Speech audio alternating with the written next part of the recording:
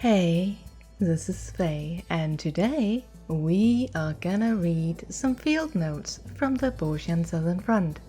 Why are we reading these today? Well, a couple of reasons. First of all, I am still in a massive moving mess. My office looks like this. So I don't really have the time or energy to do a proper researched lore video, and I don't yet have enough new information to make a proper guild video. But the main reason why I want to read these field notes are because there is a massive amount of lore and world building in them. Now, if you don't know, these field notes drops from certain fates, which are not called fates, in the Bozjan Southern Front, and from the castrum, the dungeon that goes with it. If you have not done this already, I advise that you go and do that, unless you want the story spoiled for you, or at the very least some plot points spoiled for you. Now, I will make different timestamps, and I will make sure to keep the most spoilery ones to the very end of it. But if you don't want any spoilers and you haven't done it already, I advise that you go and do that. And then when you want to get to know the characters a little bit more, you can come back here and listen to the field notes. RN Jesus is not my friend, and so I haven't actually gotten all of these, even though I've been in the Bozjan Southern Front for a while. So I had to go and find these online, and thankfully Gamers Escape have made a nice compilation of them, so I will link that below so that you can go there and read yourself if you want. But otherwise they will be listed here, there will be timestamps, you can skip around to listen to stories about your favorite NPCs from this. And I will probably add some comments about some of them on the screen, because a lot of these names, a lot of the Hrothgar names are Slavic in nature, and the whole Bozjan area is a Slavic inspired area. So there are some names that legit means different things and allude to different things, like for instance Misjia here, who I am drawing. Her name literally means mission, so there are little interesting tidbits like that, and I'll just put those on the screen so that they don't clutter up the audio. Alright, first off is Bajsaljen Olgash. He's a Hrothgar, he's 54 years old, and he was born in Bozja.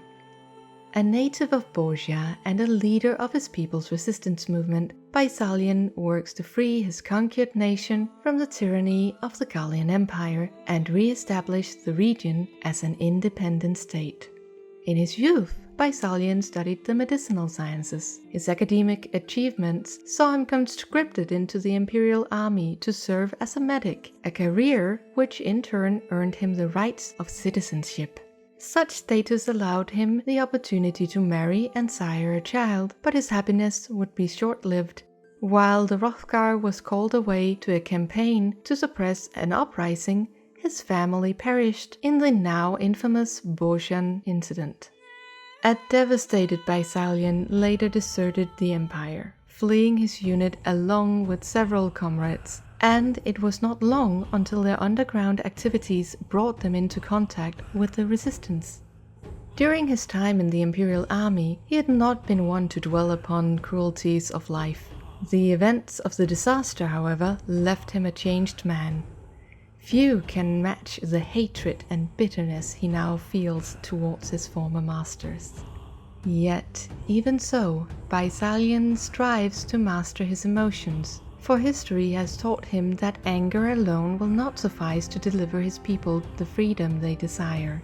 Instead, he focuses his energies upon the newly reformed Gunnhildr's blades and their sacred weapons as he leads the fight to drive the 4th Imperial Legion from his beloved homeland. Marsak Apella. He is also a Hrothgar and he is 42. Born in Bozja. Like many others, Marsak was a conscript in the imperial army. His duties often took him far from home, and he was thus spared the fate of his parents and siblings when destruction visited Bozja's citadel. Following the tragedy, he escaped the military to join the resistance, and now serves as Bajsaljen's right-hand man. In addition to attending to the resistance leader, Marsak is responsible for procuring funds and supplies, as well as the training of recruits. Where the warm-natured Hrothgar truly shines, however, is in his capacity as a liaison with outside allies such as Hien of Doma or the East Aldenar Trading Company, contacts with whom he has built a trustworthy reputation. This amiability extends even to the citizens of the Empire, amongst whom he was once raised. Marsak, by his own quiet admission, chooses to save his animosity for the imperial state rather than its people. Although some might consider this attitude too soft-hearted, it is this gentle manner which set the otherwise guarded minds of his counterparts at ease. Xeven Svanesh. He's a Hrothgar, he's 47 years of age, and he was born in Bozja, though this is listed as unverified. Xeven is a member of Gunnhildr's Blades, and assumed to be a native of Bozja, though none can claim to know this for certain. Notoriously reticent, the little he has divulged of his past suggests his road led through many lands, for Nair to the south, Hingashi to the east, and even the imperial capital of Garlemald to the north, in his quest to master the arts of the arcane. His obsession with magery began with a journey to Eorzea. He had traveled with his father to Gridania, desperate to find a cure to the wasting disease which afflicted his mother. Their efforts, however, were to be in vain. The illness took her life even as they sought the means to her salvation. Knowing only that his mother's ailment began with the Empire's occupation of Bozja, the young Xeven's grief soon grew into a wrathful hunger for vengeance against those he held responsible for her passing. He considered the magecraft he had witnessed in his travels and swore to take that knowledge back with him to Bozja. He would make his own study of the world's magics and bring those powers to bear against the imperial invaders. Yet, although Xeven succeeded in creating a unique school of spellweaving, he refrained from sharing this expertise with others. He simply could not risk his wisdom, focused as it was on dealing destruction, becoming the catalyst for misery in the hand of an unscrupulous practitioner.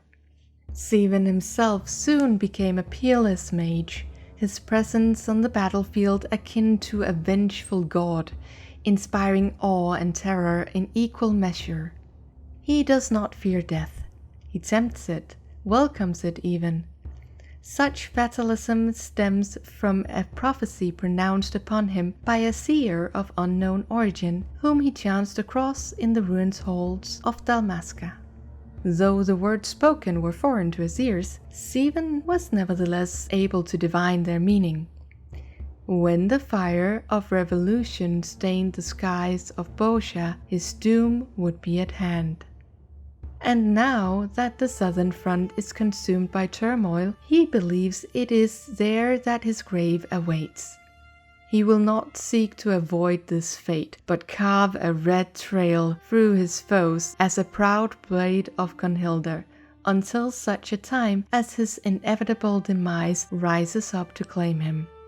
He does not fear death. With every moment that passes, the prophecy edges ever closer to fulfillment. Isolde Convey.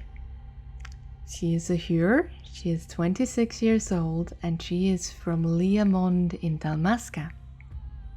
Isolde's parents were respected Bozjans who fled to Dalmasca when the war engulfed their homeland, only to look on helplessly as their new haven was forced to join the ever-growing number of imperial provinces. Exhausted by conflict, the Conveys declined the Empire's offer to return them to Bozja with their fellow refugees, electing instead to settle in Lyon. Thus was Isolde born a provincial citizen and educated in the imperial doctrine. Her heart, however, was ever drawn to the traditional music and dance of a Bozjan heritage, the frenzied tempo of its rhythms, the soaring peaks and the plunging valleys of its melodies. Its lyrics told the tale of her people's lives and bond with nature, stories of love plucked on strings and beat on drums. Atop of this was layered the dance's song, strident voices blending with the booming steps of their furious measure. From a young age, Isolde dreamed of becoming such a dancer, and so intense was her passion that others began to see her as a hope for a new generation of performers. To realize this dream, however, she would also need to learn the bow. The weapon doubled as an instrument in Bozjan dance, using one bow to saw on the string of another, twanging the bowstring to keep time. But custom dictate that the bow be not mere a prop. As a mark of respect to their ancestors, who were nomadic hunters, all dancers were to be fully trained in its use. Thus, when Isolde joined the resistance, she was already an accomplished archer, her steady hand and keen eyes soon earning her a place as one of Gunnhildr's blades. Yet, even amongst the ceaseless violence, she harbors an abiding love and respect for what the people of the land once had, and hopes that they might have one day again. Isolde yearns for peace to come swiftly, not only for the sake of Bozja, but for the Empire as well. Stanik Alubov. He's a Hrothgar, he's 36 years old, and he's from Bozja. Long before he joined the ranks of Gunnhildr's blades, Stanik had dreamed of becoming a hero. Life under imperial rule was, for the great majority of Bozjans, a daily struggle against poverty. And the same held true for Stanik's parents. A slow day at the little stall they ran meant no food on the table that night. No coin could be spared to send Stanik to school, and that too was not uncommon. Stanik himself did what he could to earn money, whether that be minding the neighbors' children or polishing boots on the street. But no matter how bad things were, he never resorted to thieving. His parents had always taught him that being poor was no excuse for poor morals. At the age of 15, Stanik presented himself at the Imperial Army's conscription office for evaluation and was accepted as a soldier. He did this not because he sought a soldier's glory, but rather to ease the burden on his parents by giving them one less mouth to feed. Of his meager wages he sent home what he could, though it be but a pittance. It sometimes helped Stanik feel like the hero he yearned to become. The letters he received in return were his sole source of comfort, evidence that his parents yet survived. Stanik was stationed at a distant post when reports of the incident flooded in. A message arrived from his parents 5 days later, and he felt a rush of relief, until he saw the numbers neatly printed in the corner. It was dated 1 day before the Bozja citadel all but ceased to exist. Blaz Asetina. Hrothgar, 25 years of age and born in Doma. Blaz is a samurai and a direct descendant of the founders of the Verdant Path, an illustrious martial school famous for teaching everything from unarmed combat to swordplay to spear techniques. The school had a history of forbidding its disciples from engaging in uprising, adhering to the philosophy that martial perfection was to serve the enlightenment of the soul, not sharpen the tool for base conflict.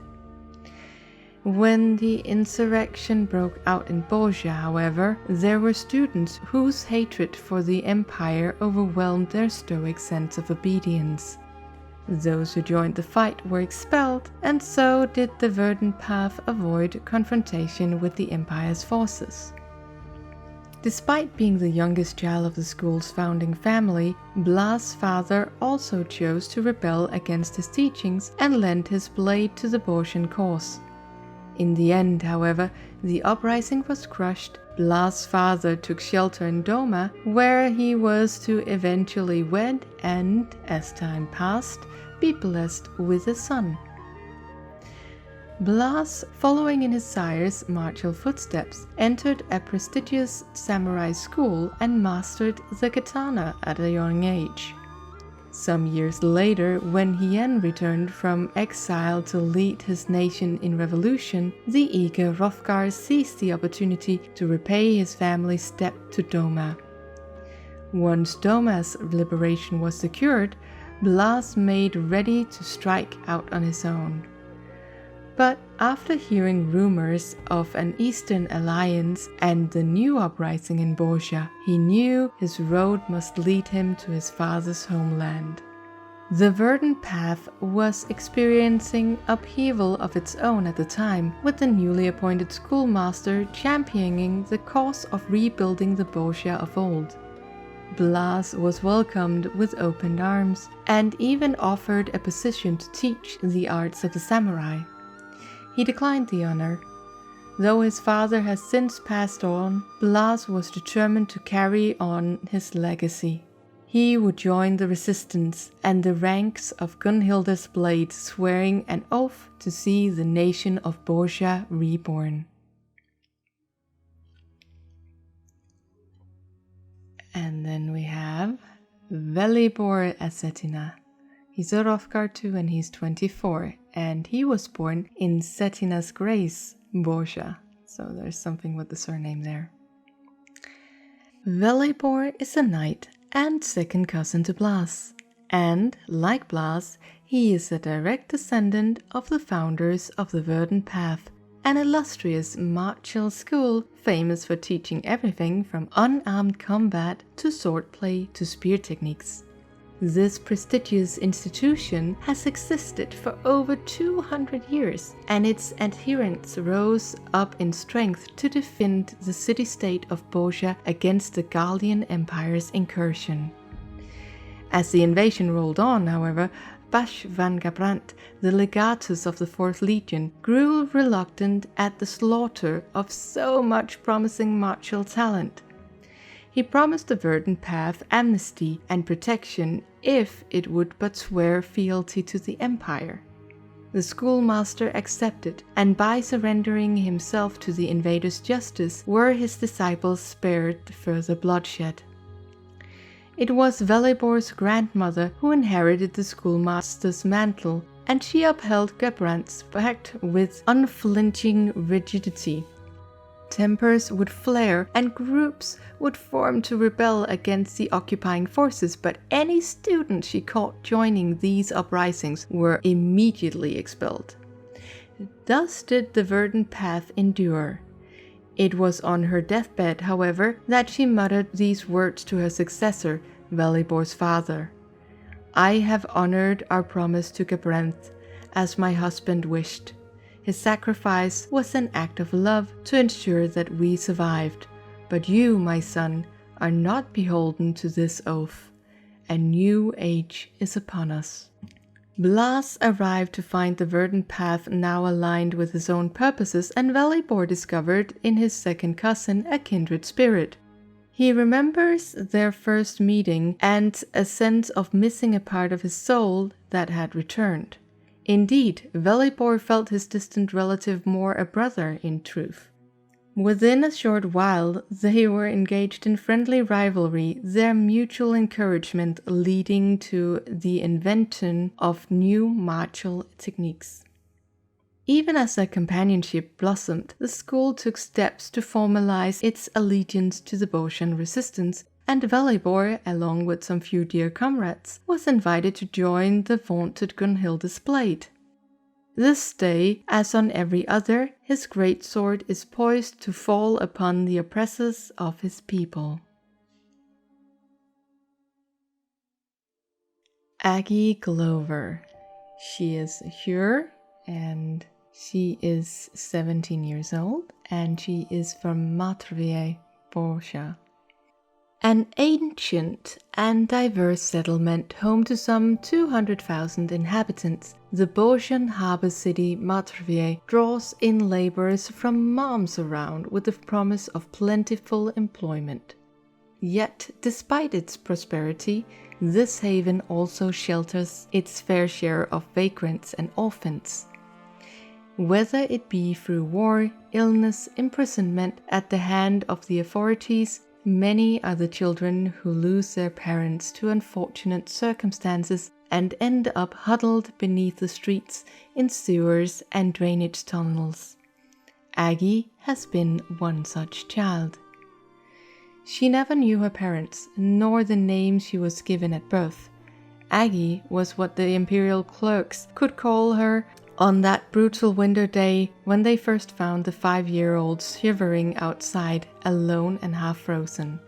She claims to have little memory of the time before she was rescued, aside of the taste of zephyr, a sweet marshmallow confectionery which remains her favorite food. She has no recollection of where or with whom she lived.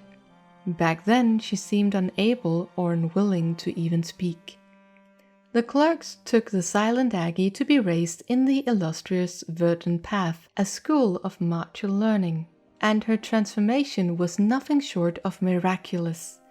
The dead-eyed, listless child that was taken from the cold came to life in the company of her classmates. She showed an incredible aptitude for reading and writing, devouring every scrap of wisdom her instructors set before her. Before long, she has blossomed into a young girl full of smiles and affection, her cheerful mood never failing to brighten a room. Blaz and Velibor were the two with whom Aggie felt the most connected. Determined to not be outdone by their martial prowess, she devoted herself to the study of fist fighting and, through a combination of hard work and natural talent, rose to the rank of master by her 16th name day. When her battle brothers left to join the resistance, she would not be left behind. And there, in the muddy camps, amongst soldiers prone to fits of despair or fury, Aggie was once again a welcome ray of sunshine. She became their living banner, a rallying presence on the field. They cheered when she was selected for Gunnhildr's blade, Blaz and Velibor loudest of all, but she suspected that Bajsaljen had based his decision more on politics than merit. Still, she saw no point in provoking argument. Aggie would continue, as she always had, fighting the good fight and lifting the morale of her comrades. Llofii für Potitus. She is a Mikote, she's 19 years of age, and she was born in Valiant, Dalmasca. A former member of the 14th Imperial Legion's mage detachment, Llofii is guilty of one of the gravest crimes an Imperial soldier can commit: desertion during combat. This she did in order to free a monoceros, a creature of great worth to a unit, at the cost of all she had achieved in the Legion and on pain of death. Such a brazen act may seem irrational to her comrades, but to the young Mikote it was perhaps the most rational decision of her life. Owing to the inability of native Gallians to wield magic, the Empire seldom incorporates the use of spellcraft in their military, but when they do, as is the case with the 4th, they take a meticulously scientific approach. Employing various creatures from wild animals to voidsend as test subjects, Imperial mages study the magical arts of faraway lands and adapt them for the use by people who possess limited affinity with magic. As a talented summoner, Llofii was charged with this task. With her abundant reservoir of ether and precise touch in spellcasting, Llofii was far ahead of her class at the military academy. Upon graduation, she enlisted in the 4th Imperial Legion, where she completed a grueling initiation to earn the place in the mage detachment led by Sadr Rem Abeleo. Yet, though initially filled with pride, she would come to be racked by disillusionment in Bozja when she was confronted with the cruel treatment that was forced upon these test subjects. One subject placed in Llofii's care was the Menoceras, a rare and majestic beast with the power to vanquish undead beings. Despite her railing conscience, she bit her lip and dutifully conducted experiment after experiment upon the wretched creature. But her blood froze in her veins when she received the parchment bearing the next instruction and read the word vivisection. It was then that she came to a gut-wrenching realization. The spells she helps to create are born of suffering. Burning with guilt and regret, the Mikote made her choice. She would set the Menoceras and herself free.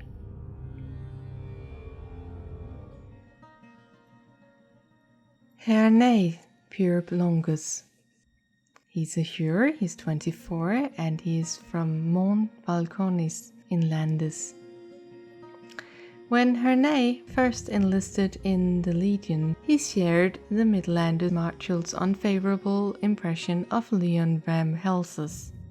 The Beast King's tactics were unconventional and unpredictable, subject to sudden changes as he surveyed the shifting tides of battle.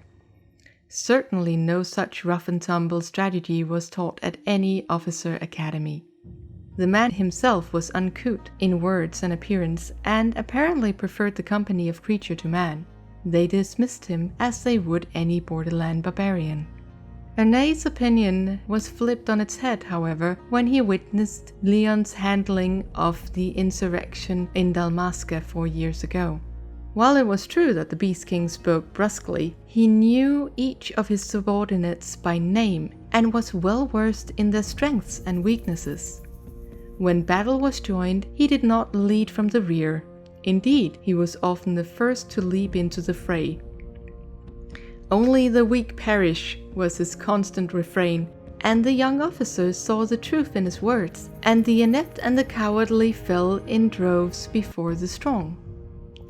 Lyon's strategy sent his pets to the front lines to die in place of soldiers, and, while initially bemused, Hernais came to understand the man's fondness for the beasts. He doted upon them like children that might not wake to see the morrow, cherished each moment they stalked the boundaries twixt life and death. Needing no more convincing of Lyon's savage greatness, Hernais requested placement with the war beasts that he might serve as his new mentor's herald. The following is an excerpt from Curious, the Mons Valconis Town Gazette. The reporter: Your comrades in the 4th Legion have dubbed you the Tenacious and compare you to some well-trained cur. Do you take umbrage with such a description? Hernais: I care not. They are simply envious. Reporter: And what makes you think that? Hernais: Most of these fools can scarce hide their ambition. They smile and scrape and follow orders, while inside they chafe at the indignity. Reporter: A soldier must do as a superior commands, but is not a brief flicker of defiance only natural? Hernais: Not for me. Not anymore. With the whole of my heart, with the entirety of my soul, do I walk the trail of the Beast King. Let them mock my name. I accept it as a badge of honor, and may none question my loyalty. Reporter: So spake pure Longus. Have you any comment to your subordinates, sir?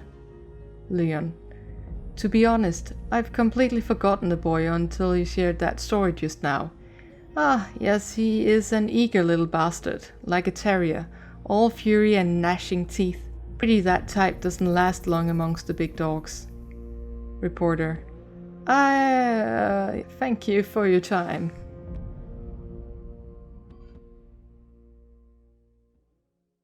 Dabog an Inivish. He's a Hrothgar, and he is estimated to be 34 years old, and he's born in Bozja. A hyper-tuned soldier of the 4th Imperial Legion's Magitech unit, Dabog pilots 2 of the latest war machina to be conceived by the Empire. the scorpion-type Vigilia and the flying armor Gabriel. In recent years, many of the Empire's weapons have been sent to Valnang, where they undergo enhancement under the supervision of senior engineer Scicinius Malvelutus. Two notable fruits of his project are the Vigilia and the Gabriel, which are designed to be controlled both physically and mentally for superior responsiveness and maneuverability.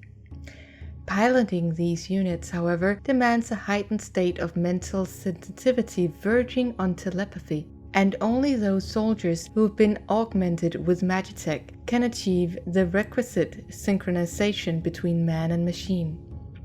While theoretically sound and showing promise in the laboratory, this new interface technology remains in its infancy. Being all too familiar with the fickleness of the flesh, Scicinius resolved to test this fully in Bozja in preparation for the outbreak of conflict in Dalmasca.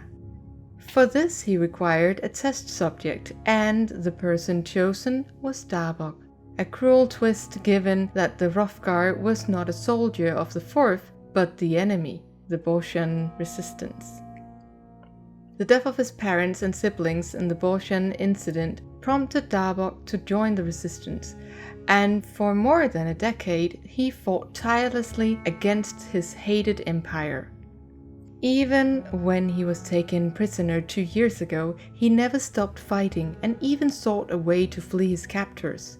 But on one such attempt, he plummeted from the castrum wall, a long fall shattering his spine. The chirurgeon's diagnosis was grim. He would not live out the week. In the 4th Imperial Legion, testing is only permitted upon living men when their safety is absolutely assured, and be it friend or foe, all individuals are to be treated with compassion. Thus has the legatus himself decreed. Perverting his commander's noble intent for his own ends, Scicinius reasoned that he was saving a man's life and proceeded with his testing in secret. And so it was that Dabog was reborn a hyper-tuned soldier and returned to the battlefield at the helm of fearsome new war machina. And owing to a further so-called act of compassion on Scicinius' part, he was spared the pain of having to kill his former comrades, for he would no longer remember them.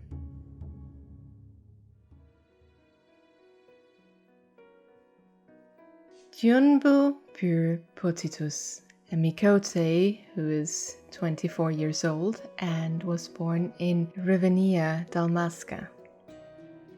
A member of the 4th Imperial Legion's mage detachment, Djunbu employs her puissant healing magics to bolster her comrades in battle.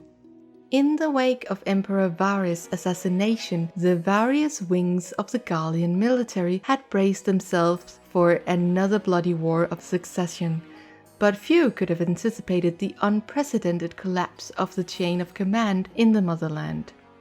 Yet, where others saw chaos, Djunbu, a stout believer in Noah van Gabranth's ideals, espied an opportunity to realize her commander's goal of establishing an independent new nation. The Empire's seemingly inevitable disintegration had cast a pall of uncertainty over the fate of countless soldiers, and none felt greater apprehension than those who hailed from the provinces.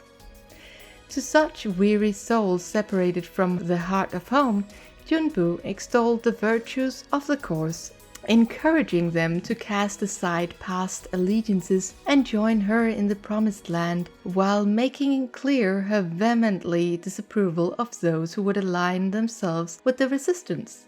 Thus, such unbridled zeal places her amongst Van Gabranth's most loyal, and one cannot help but wonder whence arose her convictions. To find the answer, one must glimpse into her past and see the path she walked which led to her adopting the surname Potitus, a common amongst Mikote with imperial citizenship. Orphaned at a tender age, Djunbu grew up in the streets of Rivenia. Though citizenship was not an unusual aspiration for those of her lot, she knew none who wanted it as badly as she did. Believing education to be the key to rising herself up, she took to stealing into local schools and learning as a student in all but name. Her efforts would not be in vain, for when she was eventually placed into imperial care, her impressive ability with letters came to the attention of officials who sent her to be formally educated at the Army Reserve Academy. It was there that she first encountered Van Gabrandt's ideology, and it resonated with her to the very core. In the years that followed, she would enlist in the Fourth and becoming the legatus' staunchest adherent, fighting every battle and weaving every spell in the name of her dreamed-up utopia. Clarrice quo Priscus. She is an Ellison and she is 33 years of age.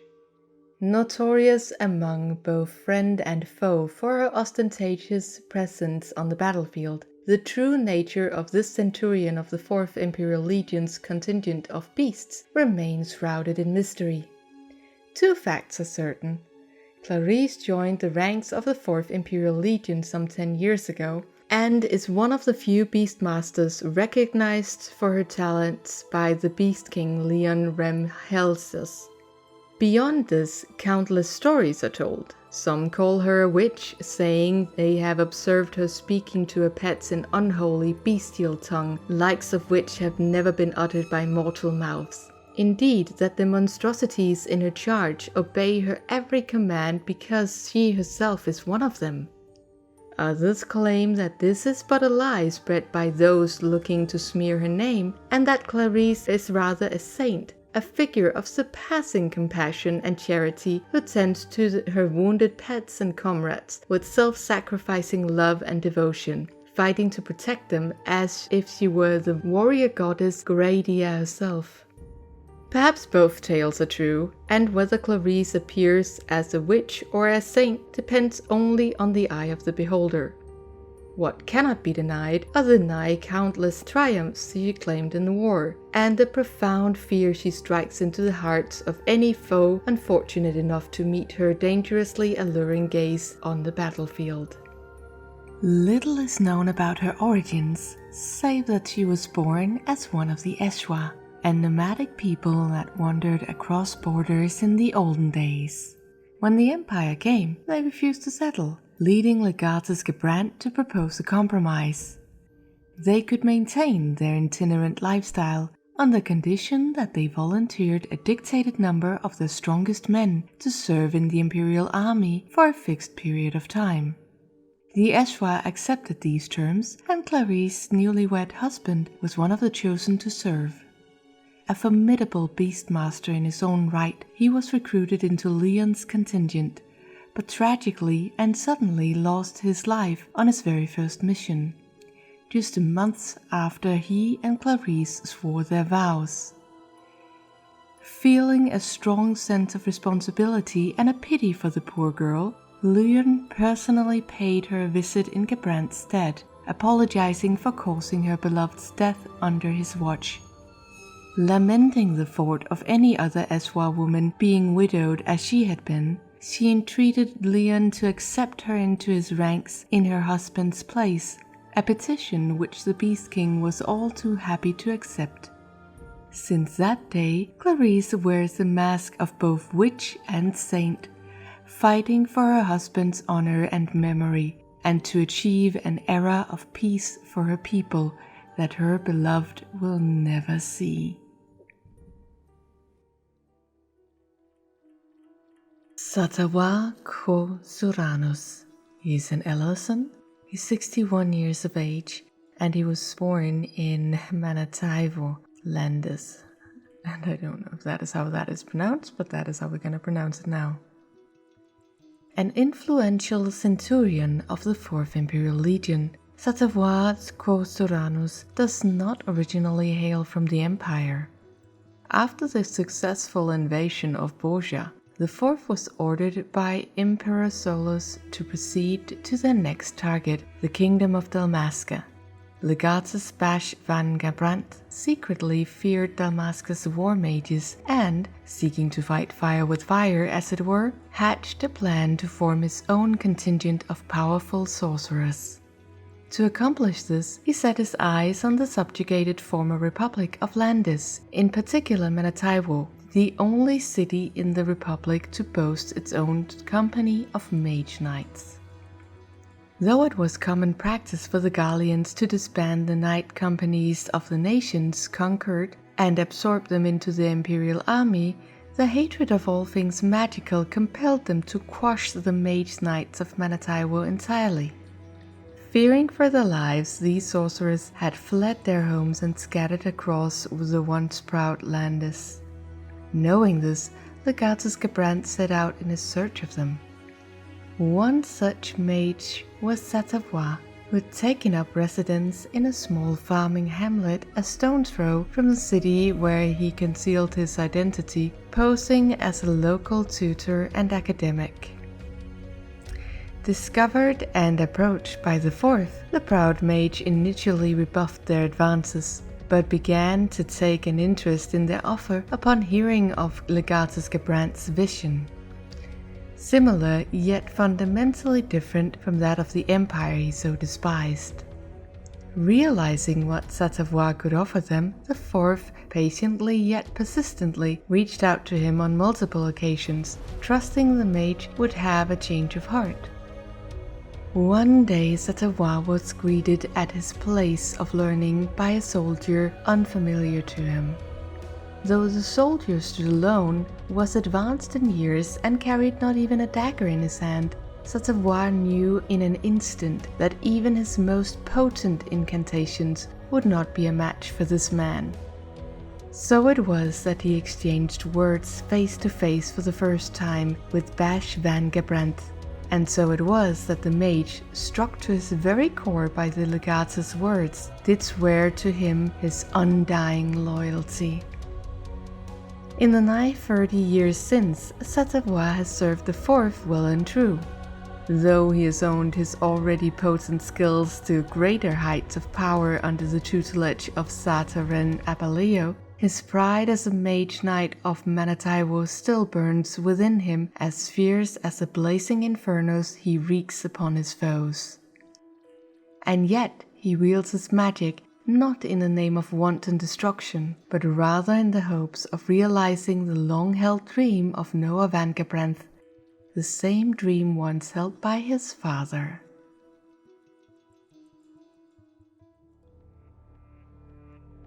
Scicinius Malvolutus. He's a Gallian, he's 42 years of age, and he was born in Garlemald in the Gallian Empire. Senior engineer in the 4th Imperial Legion's Magitech detachment, Scicinius honed his skill as a researcher in the Resonatorium in the service of Lord Aulus Malacina.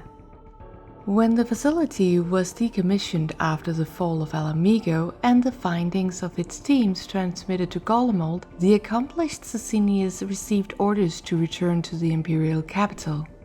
He rebuffed his superior's advances, however, and instead requested to be transferred to the 4th Legion, which he knew to be in pursuit, and if the rumors were true, already in possession, of lost reliquaries and forbidden knowledge of ancient Alec. The 4th, for their part, having heard whispers of Scicinius' consummate aptitude as Magitech engineer, had extended an invitation for him to join the ranks, making the two a natural fit.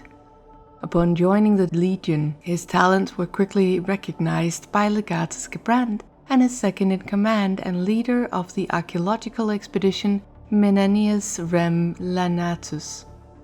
Profoundly moved by Gabrant's vision for a new nation, Scicinius swore an oath of loyalty, and it was thus rewarded with his current position of senior engineer. In recent days, he continues his research with yet greater zeal in hopes of restoring ancient war machina and other technology recovered from the Ridorana lighthouse, which stand at the Valnard Sea in the southern reaches of Dalmasca. Scicinius began his experimentation with the so-called labor class models, and it is believed the project has progressed to a point where he is looking to deploy these new machines on the field of battle. Indeed, it is said that he has volunteered to depart for the front lines of the war against the Bozjan resistance, hoping to collect data on the potency of his latest toys firsthand, a trait doubtlessly inherited from his esteemed former master. Sartarvoir Abellio. He's an Ellison, he's 37 years old, and he's from Ulda. Pilus Prior of the 4th Imperial Legion, Sartarvoir Abellio serves under Menenaius Saslanatus in the Legion's Bozjan subjugation forces. A mage of the passing skill, he particularly favors the lost and forbidden arts of ages past, incantations which he is known to practice on his prisoners of war, often with the expected grisly and gruesome results. The utter lack of care he displays for any mortal life has earned him the fear of friend and foe alike.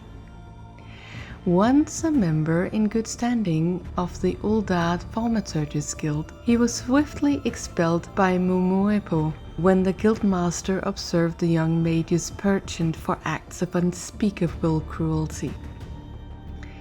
Chased from the Sultanate by an angry mob, Abellio took to wandering the realm in search of yet more powerful magics of destruction and summoning. Upon arriving in the province of Dalmasca, he fell in naturally with the 4th Legion and the assemblage of soldiers of various talents, and soon after he was entrusted by Legatus Gebrant with command of a regiment of mages. In the 15 years since, he's trained many in the arcane arts, and with only the most talented able to survive his harsh methods, he succeeded in creating a unit whose name would be spoken of in fear across Eorzea. Feeling naturally drawn to Menenaius and his archaeological expedition, Abellio was quick to volunteer for the efforts against the Bozjan resistance, and so it was that he came to land with the shard of orosite recovered from ancient Ivalice. Lyon Rem Helsus. He's a Hur. He's 68 years old and he was born in Arnsbayax Landis. Pilus Prior of the 4th Imperial Legion, known also by the epithet the Beast King. A mainstay of the 4th, the indomitable Lyon has faithfully served 2 generations of Gebrant's legatuses, first the father Bash, with whom he shares a homeland, and now the son Noah. Having known the latter as an infant, he forgoes protocol and refers to his commander as his dear boy, as he always has.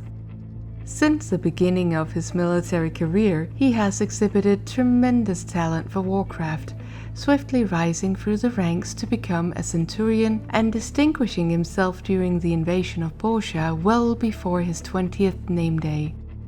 Now a grizzled soldier of 68, it would seem that Lyon's best days are far behind him, but his vaunted skill at arms betray no sign of decline. On the contrary, his wealth of combat experience makes him all the more fearsome as he charges into battle at the head of his beast contingent in clashes against the Bozjan resistance. Yet, as often as he has proven his worth in the 4th, Lyon also has a notorious reputation for being unpredictable. A warrior through and through, he relishes battle for its own sake and is known to seek out worthy foes against whom to test his mettle, mission be damned. Not even strategies of his own conception are exempt from his impulses, and his comrades are no longer surprised when they discover that he has abruptly sallied forth on his own. His conduct has garnered him the ire of his superior Tribunus Menenaius Saslanatus, but not even demotion seems to faze the old Hur. Having no patience for Menenaius' love of machinations and maneuvering, Lyon is often heard to say, "A warrior lets his weapon do the talking." Menenaius Saslanatus. He's an Ellison, he's 45 years of age, and he was born in Garlemald in the Gallian Empire. Tribunus of the 4th Imperial Legion, Menenaius serves as the Gallians' chief intelligence officer, recruiting and dispatching spies, gathering information and providing counsel to Legatus Gabranth in all matters of war.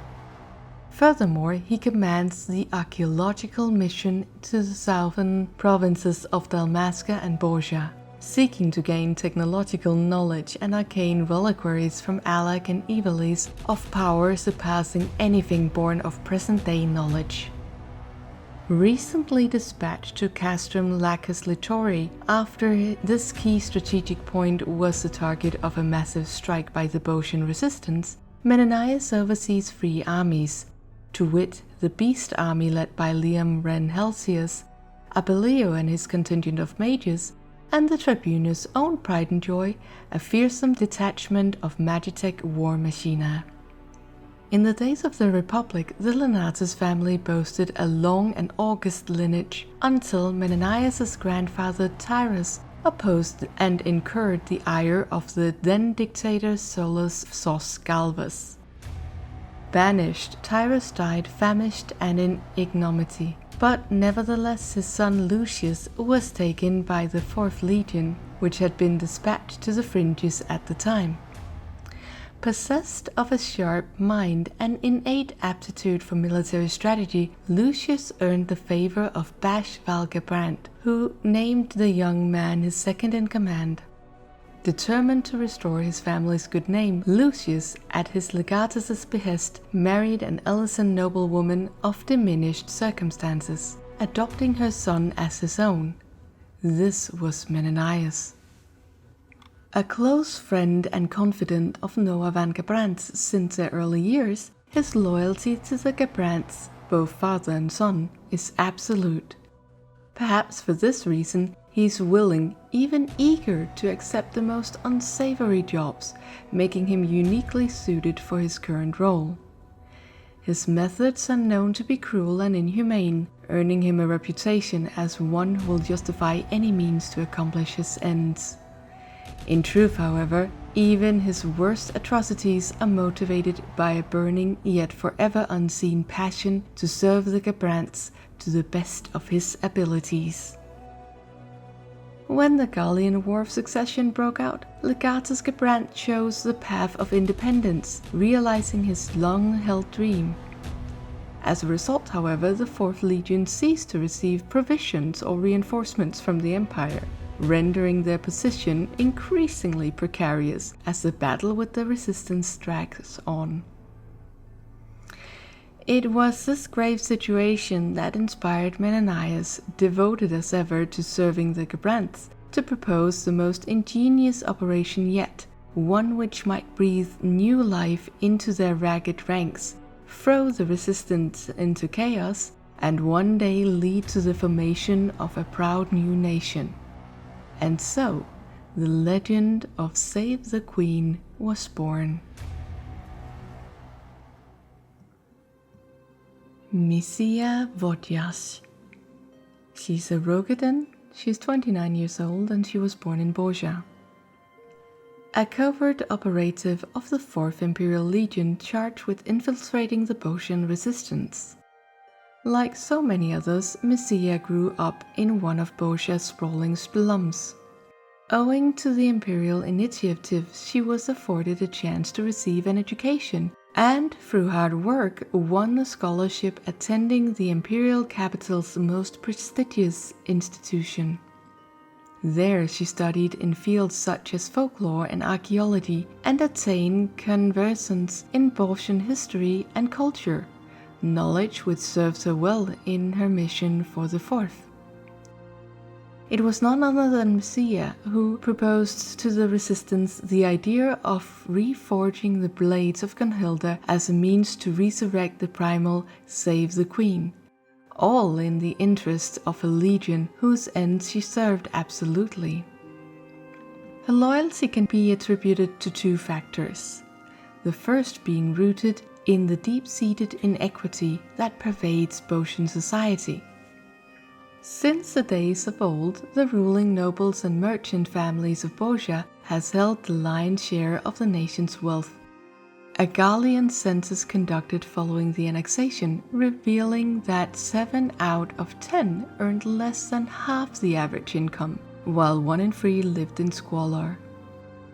The situation improved somewhat when Bozja became an imperial province, but homeless children remained a common sight in the major cities, and Misjia was one of many begrimed faces among them. As a young girl, she survived by selling what scraps she could salvage from the waste heaps, but many were the days where no food passed her lips and hunger was a constant companion. It seemed as though this harsh life must continue forever when salvation came in the form of an imperial initiative. A welfare body was established to rescue homeless children, and it proceeded to take them off the streets and place them into institutional care.